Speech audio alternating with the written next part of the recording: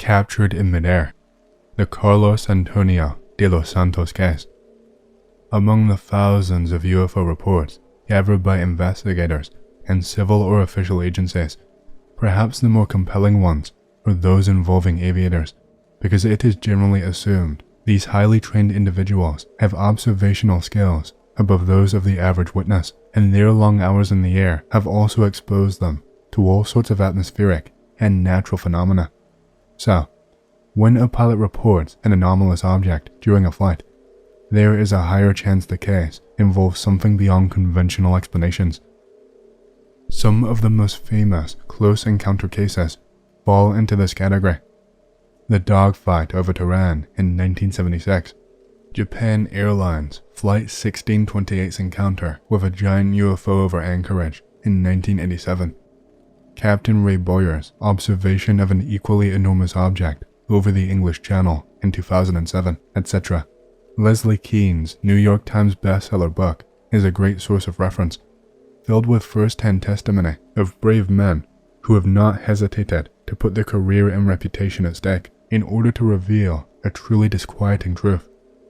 Our skies are the domain of what appears to be mysterious craft under intelligent control, and these intelligences seem to be very interested in our own planes, which are clearly no match to their superior speed and high maneuverability. In her book, Keane briefly mentions a case that has attained by now an almost legendary status in the annals of ufology: the disappearance of private pilot Frederick Valentek during a night flight over the Bass Strait between Melbourne and King Island on October 21st, 1978. My good friend and colleague, Micah Hanks, has grown more interested over the years about Valentek and the circumstances surrounding his unresolved evanescence, and it's easy to see why.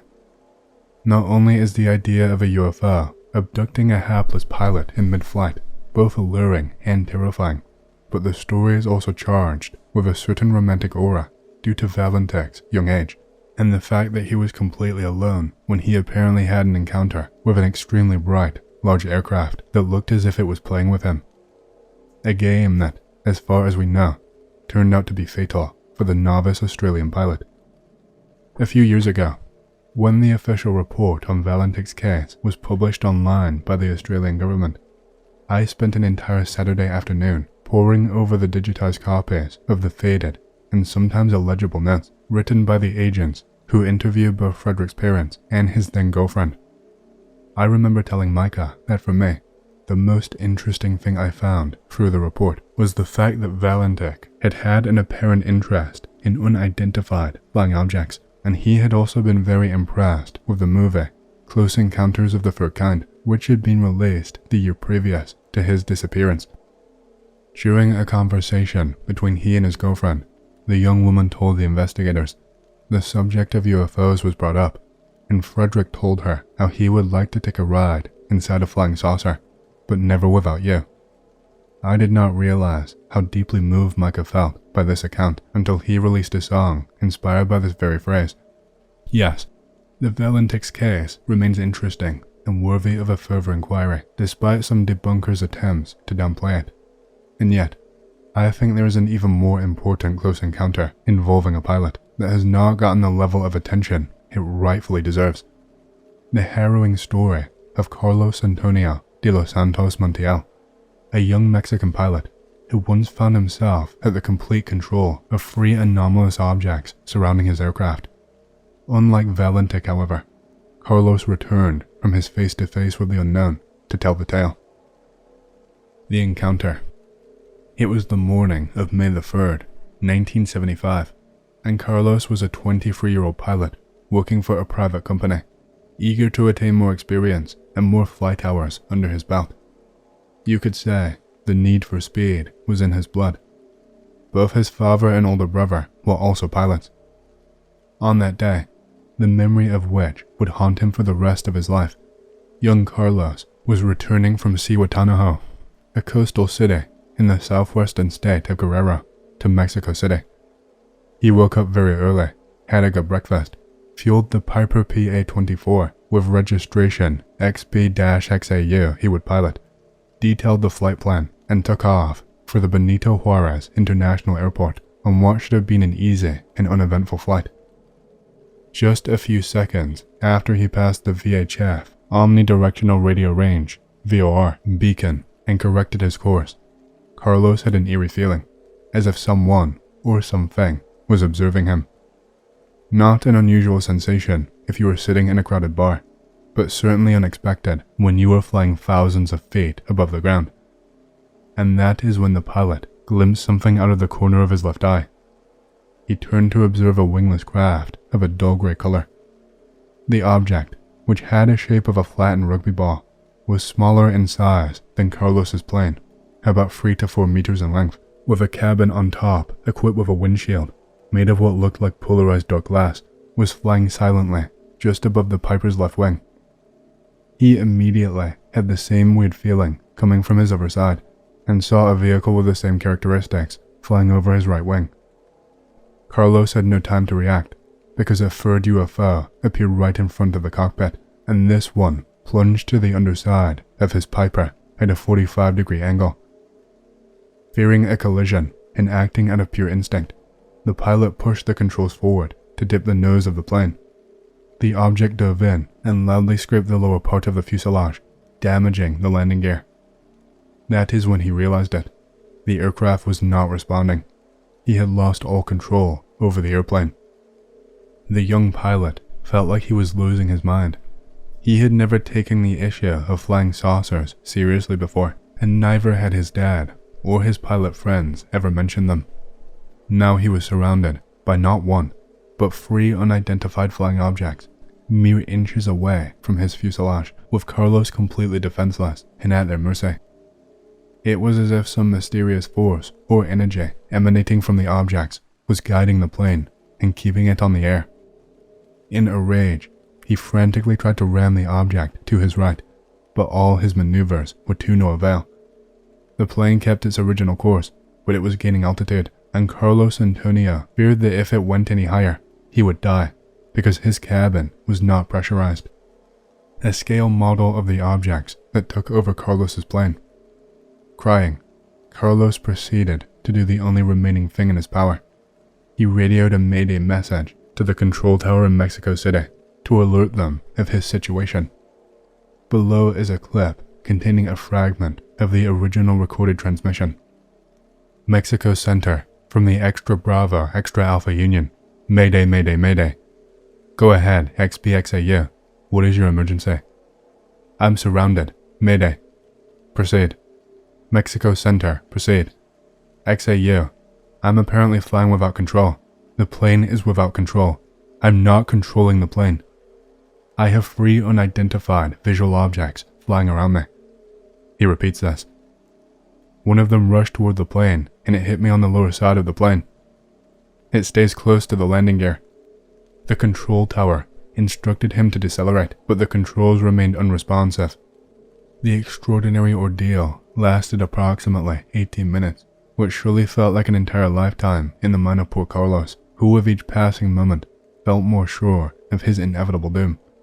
Surely, he must have felt under such incredible circumstances as the loneliest man in all of history.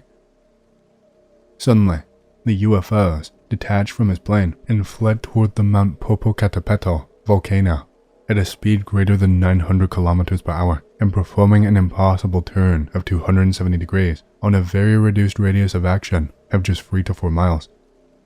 It is important to point out that the majestic volcano, located some 72 kilometers to the southeast of Mexico City, has been the scene of numerous UFO sightings throughout the years, some of which have been recorded by cameras intended to study the mountain's volcanic activity. Carlos realized that he was once again in control of the plane and quickly notified the control tower of the object's departure. He also made the operators know that his landing gear remained retracted due to the impact with the third object. The airport authorities quickly organized an emergency landing, deviating all incoming traffic to clear the route for the Piper PA-24 plane. The tower authorized Carlos to land on the 5 right airstrip, but because the emergency system to lower the plane's landing gear did not work, he was forced to circle over the airport 11 times. He then opened a toolbox he kept inside and used a large screwdriver as a makeshift lever to force the gear down. The young pilot's tenacity paid off. The landing gear extended, and he was finally able to land. Carlos was in such a state of shock that immediately after the plane touched down, he fled out of it without even bothering to turn the engine off. Perhaps he was still fearing that those objects might still come after him. An ambulance driving towards the battered Piper eventually caught up with him, and the medic calmed him down and drove him to the airport's headquarters. The nightmare was over, or so he thought. The unnerved young man was taken to the clinic inside the airport for a checkup and was given some sedatives to calm his nerves. A day later, he was examined by Dr. Luisa Mezcua, chief of the airport's medical services, who determined the pilot was not under the influence of any substance which may have altered his perceptions. The physician confirmed his good health and gave him permission to continue flying. As a possible explanation for Carlos's extraordinary account, Dr. Amezcua tentatively suggested he might have suffered from hallucinations triggered by hypoxia.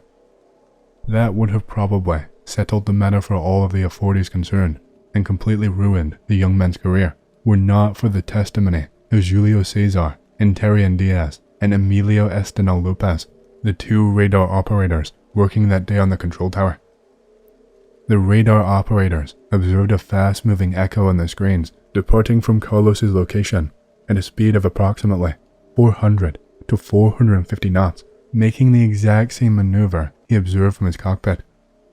Their affidavit was recorded in an official minute of the General Directorate of Civil Aeronautics by the Office of Aeronautical Authority for the International Airport of Mexico City on May 8th of 1975. Furthermore, the examination conducted on Carlos's plane confirmed it suffered an impact which blocked the landing gear's mechanism. Such a collision could have only happened in mid-flight. But aside from Carlos and the two radio operators, there were other witnesses to this astounding case. While he was still flying under the control of the UFOs, the Mexico City control tower radioed a second plane, a Learjet owned by the Ministry of Agriculture and Livestock, registration XC-SAJ, and asked the pilot to attempt to make contact with Carlos and try to assist him.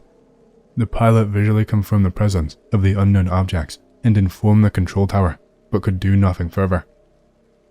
Initially, the aeronautical authorities prohibited the radar operators to make any public statements concerning the case, but because of the pressure by the press to demand the reasons why the international airport had been shut down for over an hour, their superiors relented, and 3 days later, Interian Diaz and Lopez gave their version of the events.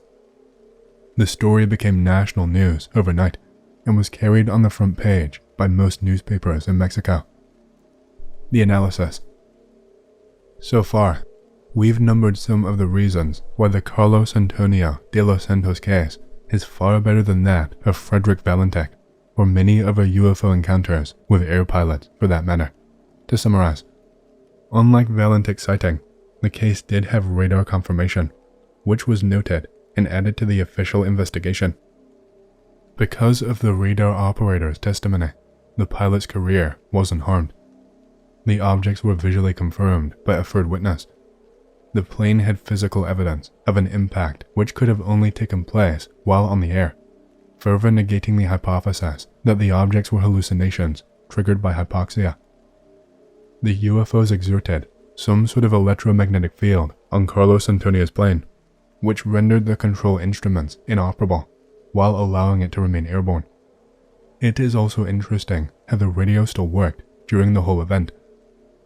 Although this case falls neatly into the nuts and bolts category of ufology, Carlos Antonio's strange feeling prior to his awareness of the object's presence is suggestive of how the phenomenon might have also had an influence in the witness's consciousness.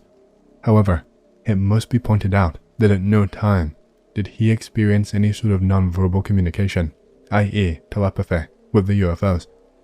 And finally, the thing that propels the case above Valentek's, the pilot safely returned to tell his tale.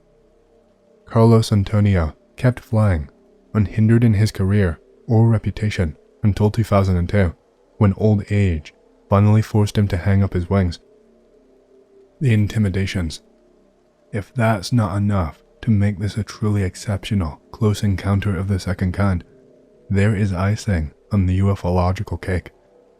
Carlos Antonio initially received threats when he tried to go public with his story.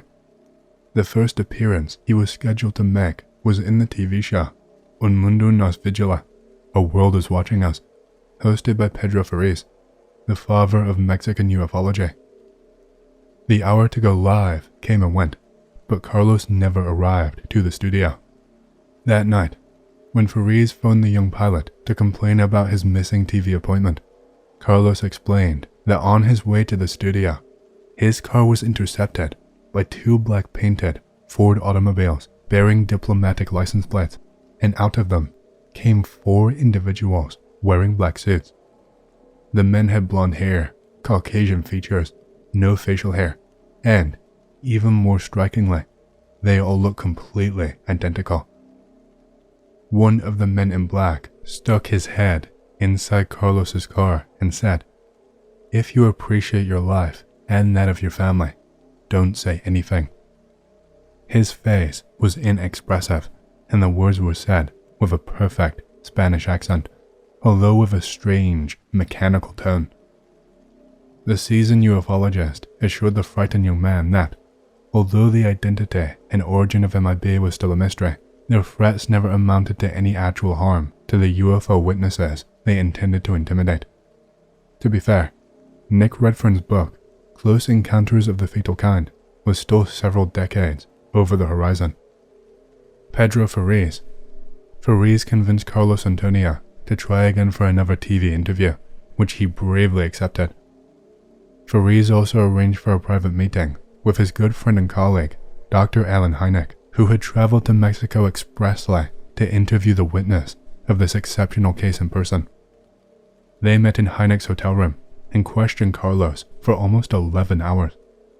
A final reunion was convened for the next day at 9 a.m. to go over some final details before Hynek's departure, but Carlos Antonio never arrived, and the American ufologist returned to the States. 3 days later, the pilot phoned Ferriz to confirm Hynek's suspicions that he had been threatened a second time, and indeed, Carlos told the Mexican investigator how he had been intercepted in the hotel lobby by one of the same fearsome individuals he had met before, who reminded him that this was the second time he had been told to keep his mouth shut. With a cold, penetrating gaze, the MIB ordered Carlos to turn around and leave, which he did. As a result of this, Ferriz thought it best not to seek the young man for a while. Fortunately for Carlos Antonio de los Santos, the MIB never bothered him again, and to my knowledge, this is the only time they've ever threatened a UFO witness in Mexico. As for Carlos, he continued with his piloting career, which speaks highly of both his mental and emotional resilience. Still, it's difficult to not wonder, what was the purpose behind the objects taking over of his plane for 18 minutes? Was this an open sign of hostility from an intelligence in possession of what appears to be capabilities far exceeding our technological development, even by 21st century standards? In 1977, Carlos was invited to speak before the first International UFO Congress organized in Acapulco. Dr. Hynek and other luminaries of the time, like Jacques Vallée, William Spaulding, and Ray Stanford, attended the event. It was Stanford who apparently first proposed to Carlos that perhaps the UFO's intentions were not nefarious. One thing I had not mentioned yet is that prior to his flight, his Piper PA-24 had suffered some mild electrical problems. The airplane, in fact, was almost 20 years old when Carlos encountered the UFOs. What if, Stanford suggested to Carlos, like some benevolent gremlins, the objects created that electromagnetic field around the plane because they detected it was about to suffer a catastrophic malfunction? It's a rather speculative and unsubstantiated hypothesis, but it seems that over the years, this explanation grew on Carlos. Yo X, I've never posted this story online. It's not that weird, I guess, but I've always wondered about it. 8 years old or so. Live in small town. Dad and mom are divorced. I stayed with dad. He remarried a low-life bitch. She has 3 kids that become my stepbrothers. One day, we walked to a local Christian youth center to play arcade games. It gets dark. Eventually, they decide to play hide and seek out in town. I'm too scared and don't want to play, so I stay at the Christian arcade. I wait and wait for them to come back. Feels like hours. Eventually decide fuck it. They probably just abandoned me here and went home already. Decide to walk home by myself. Never made the trip by myself before. I'm quite scared. Keep repeating prayers to myself to keep my courage up. As I get closer to my house, oncoming car drives down the hill towards me and slows down. Window rolls down. 4 adults in the car. 3 women, 1 man. The man is driving. Woman mumbles something to me that I don't quite catch, and they drive off. Could not quite make it out, but sounded like there's a guy up there or something like that. Weird. Whatever. Keep going. Pretty close to home right now. Right around the bus stop where we would wait to go to school every morning. House on the corner has every light in the house turned on, and the door is wide open. An SUV is parked in the grass of the front yard. See a man's silhouette ducked behind the parked SUV, obviously trying to hide from me. Keep chanting my prayers under my breath. It's not a shadow person or anything, just a normal guy. As I walk past the house, he is kind of sneaking around and watching me. I am scared shitless, but pretend I don't see him and keep going. Eventually make it home. Dad is pissed, but I'm okay. Never found out exactly what the fuck that was all about. Can any on here venture a guess as to what I experienced? Hey, I don't usually use this board, but 5 nights ago, me and some friends all had a really creepy experience while driving, and I want to share what happened. Lower your expectations though, it's not the greatest story ever. Also, it's kind of slow. In Burkburnett, Texas, sitting around my home, at night, bored as hell. My friends Austin and Ivan call me, asking if I can give them a ride to a party and holiday. They say I can come to the party with them, and they will smoke a blunt with me on the way there. I usually say no when people ask to smoke in my car, because I'm just paranoid like that. However, I was still incredibly bored, and I did want to smoke some. I also knew of a road that led straight to Holiday, and cops never really patrolled that road at night, so I said yes. I went to pick them up, and we smoked the blunt on the way to Holiday. When we got there, the guy never texted us the address of the house that the party was at, so we decided to go to Wichita Falls to hang out and drink with some of our friends. Then, when we got there, someone texted Austin and told him that there was a party at Lake Arrowhead. So, we cancelled the previous plans and went there. The GPS told us to go down a dark and strange-looking road. It wasn't a normal paved road, it was gravel. I started to get a really bad feeling as we went down the short road. At the end, there was a gate that was extremely rusted. It looked like it was a few decades old. We just said fuck it and decided to turn around. I do a 3-point turn and drive halfway down the road and stop because I have to piss bad. I tell them that I'm starting to have second thoughts about going out. Ivan and Austin both start to laugh and call me a pussy. Austin says he'll get out with me because he had to piss too, so we get out and piss at opposite ends of my car. After I'm done, I stay out for a few more seconds to look at the stars before getting back in my car. Austin's already inside. I turn the parking brake off, and then Austin looks in the rearview mirror and nearly yells that there's someone behind the car. I look in the mirror and I see him. He was a huge old man, probably taller than 6'4". He had blue overalls on, and he appeared to be walking away from the car. As soon as I saw him, I panicked. I might have knocked him out with all of the gravel I sent in the air while peeling out of there.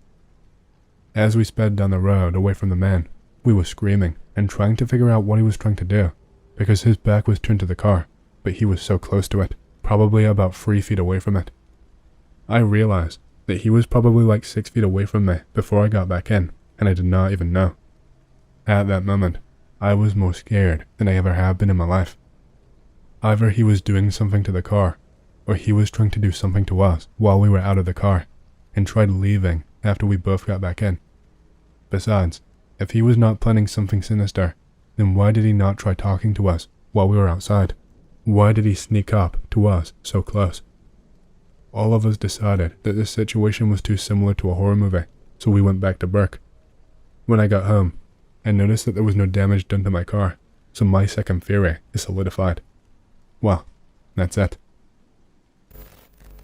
Don't really know if it'll be creepy for you, or just weird. It was pretty scary for us. Gather a group of friends to spend a night camping in the woods. 2 girls and 3 guys. Park our car next to a dirt road that leads to the forest. Pretty normal walk for the most part. We are alone the whole time since it is midweek and pretty cold outside. Stop to have a snack.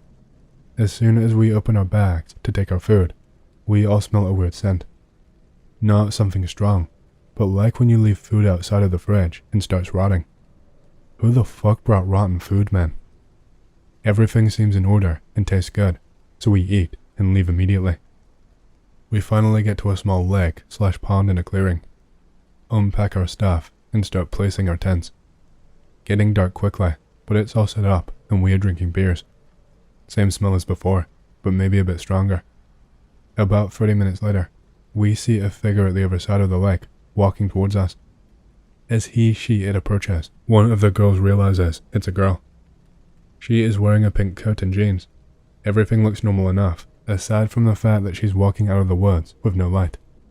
Comes to us and starts talking to us. She is very friendly and looks fine AF. She is in her late 20s or something. Says she is walking because the weather is a bit better these days. Starts flirting with one of the guys and has a few drinks with us. An hour later, or something like that, she says she is leaving. Bitch, it's pitch black. Where the hell are you going? Offer her a flashlight and a cereal bar. Takes the cereal bar. Says she will be okay without the flashlight. We are all worried and a bit creeped out as she leaves, but whatever. We are not going to stop her. Rest of the night is uneventful. Pack our things in the morning and start walking towards the car. The 2 girls are talking about Pink Coat Girl, saying there were no other cars parked in the road, and the forest is in the middle of fucking nowhere. We should call the police as soon as we get home. Getting closer to our car, the smell comes back. Not stronger though, just the same smell. About 15 minutes later, one of the girls goes, "Shit, hey, come here." She's found something in a creek. A pink coat hanging on a tree branch and a pair of boots, like carefully placed there. The guy she was floating with says maybe she's been kidnapped or something. Doesn't seem like it. There are no signs of violence or anything. Other guy finds a half-eaten cereal bar about 10 meters away from the coat. After a few minutes of what the fuck can we do, we decide to leave and call the police. Police tells us that there are no missing people, but they will investigate. We have no idea about what happened to this day. It was a weird experience overall.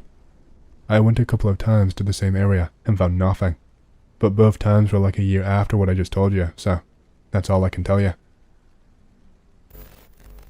Got some OC spooks to share with you anons. Be me, 15 years old, vegan at the time. Learning how to forage with help from my dad. We're on a hike into the woods. I am carrying our duffel bag, which currently just has some spring onions inside of it. Talking with Dad, when all of a sudden he hushes me. What? Tells me he smells something. I take a big long sniff myself. All I smell is onion, and a weird smell like burning pine needle. The fuck? Definitely not any forest fires around. He starts walking off the trail, and I follow him. Why are we off the trail, Dad? I heard from a friend that if you smell that smell, there's wild saffron around. Okay, Pa. We absolutely don't live anywhere near where saffron grows, and I don't buy Dad's bullshit. He stops and starts looking around, and I do too. Find this weird-looking plant. Looks like a solid green tennis ball on a stalk. Poke it. Unfurls, and it takes me a second to realize what was inside of the flower. It fucking blinks at me. My face went. It's a fucking human eyeball. Completely gripped by some supernatural terror. Scream. Dad shoots around, sees it too, and is petrified. Before I realize what is happening, he grabs my wrist, and we sprint home, delirious. Memory cuts out, sometime around the time when we started running away. Next memory is just of us, sitting on the porch together. Dad remembers it too. Still what the fuck over it to this day. This happened a few weeks ago. Got pretty close to having an encounter with 3 armed individuals. I'm in Texas, and this town is notorious for car break-ins and the occasional home invasion. Wife wanted me to take the dogs out after I got home from work, but I forgot to. Heard 3 guys talking outside our bedroom window, then heard a single gunshot. Called 911. 2 minutes later, wife checks our cameras and acts like she just saw a ghost and breaks down. I grab the rifle and call 911 again. Cops are all over the neighborhood looking for the kids. Turns out, they jumped our fence and ran through a large parcel of property to get away. I'm guessing they fired the gun by jumping our fence. An idiot left his finger on the trigger. If I was outside with my dogs, like I was supposed to be, I would have gotten in a shootout. Not sure how much of a legal ground I would have on my side. My dogs would have easily attacked them, and they probably would have shot at them or me after they jumped the fence. I'm glad nobody got hurt, but it's haunting to know they're still on the streets. I'm guessing with the video footage, they were running away since somebody saw them. I tried posting the footage, but it says it's a corrupted file, even after I converted it to a WebM. Any idea how to fix this issue? Cops refused to open a case. Sorry for the word salad post in the greentext, just woke up. Be me, around 5 to 7 years old, playing with my cousin on the terrace of the building where I live. It's after 8 p.m. at night. His grandmother comes to look for him. He is my second cousin, and he leaves. While his grandmother stays talking with my grandmother in our apartment, I stay playing on the terrace. I look at the sky. I see a UFO about 500 meters away. It looks like pic-related, with colored lights revolving around this UFO. I feel an emotion that I had never felt before in my life, and I never felt it again. The UFO begins to move to the right slowly. Suddenly, it picks up speed and goes too fast until it disappears from my sight. I run out to tell my grandmother what I saw. Obviously, no one believes me. I wake up the next morning, believing that what I saw last night was a dream. During the morning, no one in my family mentions it. My cousin's grandmother comes to visit us. She lives in the same building. Where she sees me, she jokes about the UFO I saw last night. I realized that what I lived was real.